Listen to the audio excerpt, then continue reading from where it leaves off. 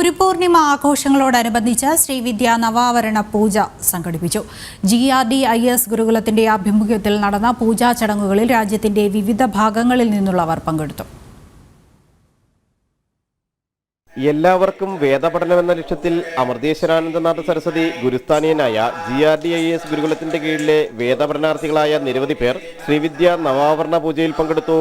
Thammanam DD platinum plant club ഹൗസിൽ രാവിലെ 6 മണി മുതലായിരുന്നു ശ്രീവിദ്യ നവാവരണ പൂജകൾ ആരംഭിച്ചത്.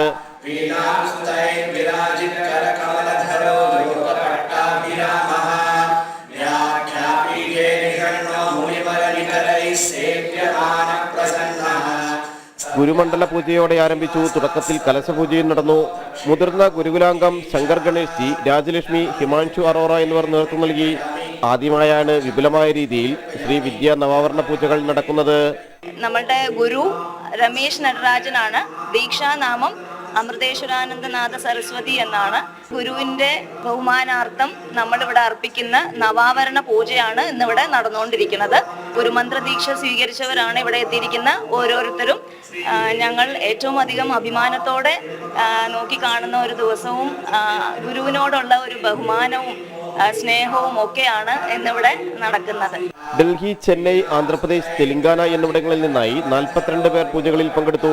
കൂടുതലും സ്ത്രീകളായിരുന്നു. ദുർഗ അഷ്ടോത്തരം, ലളിത സഹസ്രനാമ പാരായണം, മഹാനൈവേദ്യ സമർപ്പണം എന്നിവയ്ക്ക് ശേഷം മംഗളാരതിയോടെയായിരുന്നു സമാപനം. കൂടുതൽ വിപുലമായി ശ്രീവിദ്യ നവാവരണ പൂജ സംഘടിപ്പിക്കാനുള്ള ഒരുക്കങ്ങളും നടക്കുകയാണ്. ജനം, കൊച്ചി.